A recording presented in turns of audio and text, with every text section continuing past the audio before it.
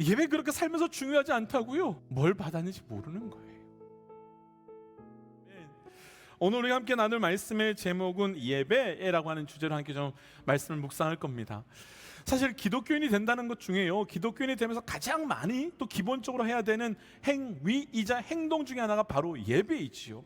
그러나 코로나 시대가 되면서 가장 많은 변화를 경험했던 것 중에 하나가 바로 예배이고요. 동시에 우리도 이제 예배의 자리 앞에서 다른 믿음으로 나아가야 함이 필요한 거죠. 왜 예배를 드려야 하는가? 오늘 말씀 요한복음 3장 16절입니다. 하나님이 세상을 이처럼 사랑하사 독생자를 주셨으니 이는 그를 믿는 자마다 멸망치 않고 영생을 얻게 하려 하심이라. 아멘. 이 우리가 읽었던 요한복음 3장은 니고데모가 예수님께 와서 예수님께 묻습니다. 예수님, 어떻게 하여야 우리가 거듭날 수 있습니까? 하나님이 이 땅을 이렇게 사랑하사 독생자 예수를 우리에게 주셨고 죽어 마땅한 우리를 죽지 않게 영생을 주셨다, 곧 구원을 주셨다, 복음을 주셨다. 이게 요한복음 3장 16절의 핵심이죠. 예배 드리는 이유는요, 나를 구원하여 주신 그 구원의 은혜 때문에 예배 자리로 나아가게 되는 겁니다. 여러 가지 바쁜 일과 복잡한 일이 생기면 예배는 다음에 드렸다고 된다고 얘기도 해요. 하나님께서 나를 향하여 무엇을 행하여 주셨는지 모르니까 예배를 향하여 그렇게 말하게 되는 거예요. 우리 가운데 예배에 대해서 깊이 있게 나아가지 못하는 것은 무엇인가 하면 내 안에 복음이 아직 경험되지 않았거나 고백되지 않았거나 혹은 하나님이 나를 위하여 무엇을 행하여 주셨는지 모르기 때문에 그 예배가 깊어질 수 없는 거예요. 두 번째, 우리가 예배 자리에 나가야 되는 이유, 요한복음 9장 38절 39절. 아리마대 사람 요셉은 예수의 제자이나 유대인이 두려워 그것을 숨기더니 2일 후에 빌라도에게 예수의 시체를 가져가기를 구하매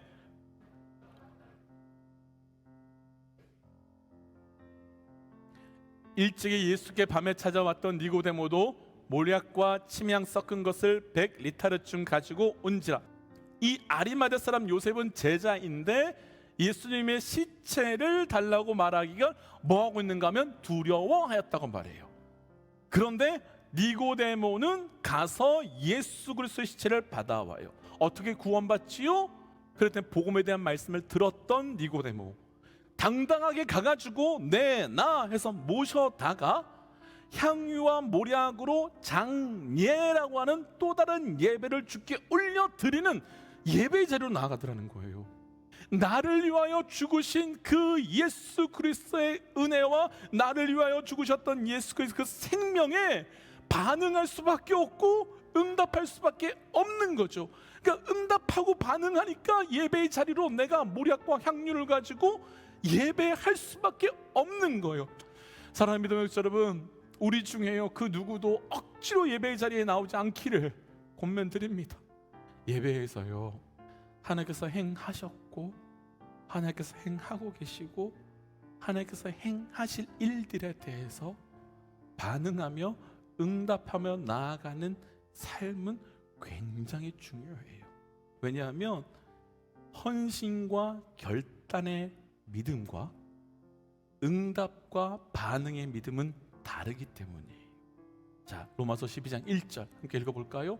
그러므로 형제들아, 내가 하나님의 모든 자비하심으로 너희를 고나노니 너희 몸을 하나님이 기뻐하시는 거룩한 산제사로 드리라. 이는 너희가 드릴 영적 예배니라. 바울이요, 예배에 대해서 이야기하는데 예배에 대해서 무엇에 대해서 이야기하는 것만 드려라 하면서 드림에 대해서 이야기하며 나아가더라는 거예요. 니고데모가 나아가가지고 내 목숨 걸고 내 목숨이 죽을 수도 있음에도 불구하고 예수 그리스도의 시체를 찾아오는 건 헌신과 결단으로 이루어질 수 있는 일이 아니라 내게 베풀어 주신 그 응답과 반응이 아니고선 절대 일어날 수 있는 일이 아니라는 거예요. 예배는요, 내게 주신 은혜가 너무 크고 내게 베풀어 주신 게 너무 감사해가지고 내가 받은 걸 다 드릴 수밖에 없는 게 예배의 드림이라는 거예요. 헌신과 결단의 믿음은 포기하면서 사는데요, 응답과 반응의 삶은 드림의 삶인 거예요. 그런데 또 하나 차이가 있어요. 헌신과 결단의 삶은요, 내가 가진 것만큼만 결단하며 살 수 있어요. 왜냐하면 내가 가진 걸 포기하거든요. 대신에 응답과 반응의 삶은요, 내가 받은 것을 드리기 때문에 받은 만큼 드릴 수 있는 거예요. 바빠서 예배 못 한다고요? 일 해야 돼서 못 한다고요? 이것저것 많아서 못 한다고요? 예배 그렇게 살면서 중요하지 않다고요? 뭘 받았는지 모르는 거예요. 우리가 무엇으로 살고 있는지 모르는 거예요. 이제 마지막으로 한 가지 더 나누고 싶은 것은, 오늘 우리가 이 주일을 어떻게 해야 되는가? 그럼 이 주일을 왜 어떻게 보내야 하는가? 자, 창세기 2장 2절 말씀을 함께 천천히 읽어볼까요?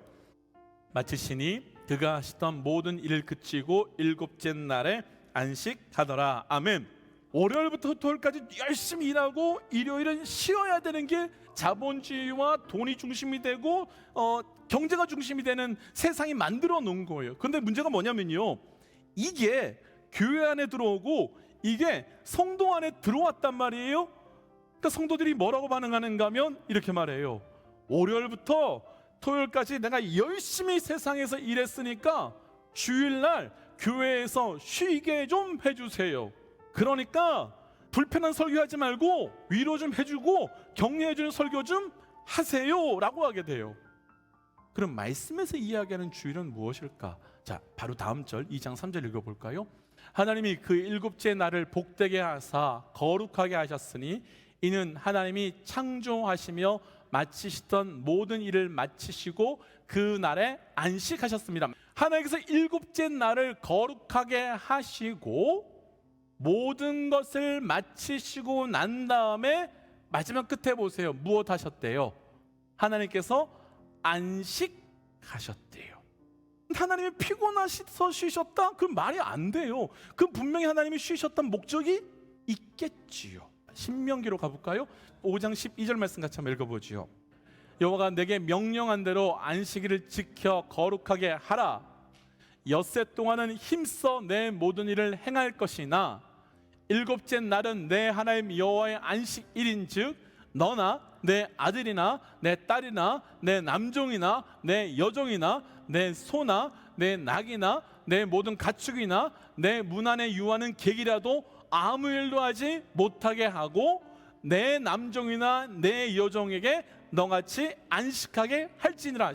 내가 안식했기 때문에 너희도 다 안식해야 된대요. 일요일은 월요일부터 토요일까지 내가 열심히 일했기 때문에 내가 쉬는 날인데, 안식일은 내가 일했기 때문이 아니라 하나님께서 안식하셔서 안식하게 된다는 거예요. 14절 말씀에 모든 걸 다 안식하게 하래요. 모든 게 쉬래요. 이게 참 놀라운 건 뭐냐면, 역사적으로요, 어떤 시대 어떤 사회에도요, 모든, 심지어는 가축마저도 다 쉬게 하는 시대는 단 한 번도 없었어요. 쉬는, 안식하는 부류가 있다면 안식하지 못하는 부류가 반드시 나누게 되어 있었어요. 우리가 안식해야 되는 분명한 목적은 무엇인가 하면 하나님께서 안식하였기 때문에 이 주일날 예배 자리로 나아가야 하는 근거가 생기는 겁니다. 구약학자인 월터 그루만이라고 하는 사람이 안식일은 저항이다 라는 책을 썼어요. 이 저항이라는 단어가 굉장히 무겁지만 사실은 이 시대가 그렇게 하지 아니하고서는 철저하게 안식일을 지키는, 주일을 지키기가 쉽지 않은 시대가 되어 버렸어요. 그럼 주일을 어떻게 보내야 정말 하나님께서 주일을 주신 진짜 목적대로 예배하는 건데요? 내가 너를 위해서 다 준비해 놓았어. 준비해 놓았을 뿐만 아니라 준비해 놓을 거야. 그러니까 그 안식일날 하나님께서 행하신 것을 다 보고 다음 날부터는 하나님께서 준비하실 걸 기대하며 나가는 날이 주일인 거예요. 또 하나 있어요. 자, 아까 읽었던 신명기 5장 15절 마지막 말씀 하나 더 읽어볼까요? 너는 기억하라. 내가 애굽 땅에서 종이 되었더니 내 하나님 여호와가 강한 손과 편 팔로 거기서 너를 인도하여 내었나니 그러므로 내 하나님 여호와가 내게 명령하여 안식일을 지켜라. 주일은 어떤 날이래요? 오기 싫은데 억지로 와가지고 목사 설교 듣는 날이 아니라는 거예요. 주일날은 억지로 와가지고 교회를 섬기는 날이 아니라는 거예요. 주일날은 뭐 해야 되는가 하면요, 하나님께서 나를 위하여 행하여 주신 일주일 6일 동안 펼쳐 놓으셨던 그 첫째 날부터 6일까지 준비해 놓으셨던, 그래서 준비해 줄 거야 라고 말씀하시는 그 음성을 들으며 감사하는 날이고, 출애굽시켜서 강한 손과 편팔로 우리를 지켜주신 것을 누리며 내일부터 또 그럴 거야 라고 하면서 한숨 쉬며 출발하는 월요일이 아니라 기대와 소망으로 나아갈 수 있는 월요일로 만들도록 하나님께서 우리에게 주의를 주셨다는 거예요. 사람은 영적으로 일요일을 보내게 돼 있는 존재가 아니라 주일, 그날을 보내게 창조된 존재라는 거예요. 일요일로 사지 마십시오. 철저히 예배함으로 하나님의 일하심을 기억하는 주일로 나가십시오. 하나님께서 내게 예배 자리로 나아가야 하는 이유는 구원하여 주셨기 때문이고, 그 구원에 대한 응답과 반응이기 때문입니다. 또 이 주일은, 이 예배는 내 삶에서 넘어질 수도 있고 쓰러질 수도 있지만 다시 한번 이 예배의 자리에서 하나님이 나를 위하여 행하여 주신 것을 확인하며 점검하며 다시 한번 붙들고 나아가는 날입니다. 오늘의 이 예배가 이제 다른 믿음으로 다른 예배가 되어서 이 예배에 나올 때마다 몸부림치십시오. 첫째 날부터 여섯째 날까지 지으신 것을, 출애굽하듯이 나를 구원하심을, 강한 손과 편팔로 그들을 지키신 것 같이 나를 보호하시는 그 하나님을 듣고 보기 위하여 몸부림치시고 그 힘으로 내일부터 또 다른 하나님의 함께 하심에 예배의 자리로 나아가시기를 간절히 주의 이름으로 권면 부탁드립니다.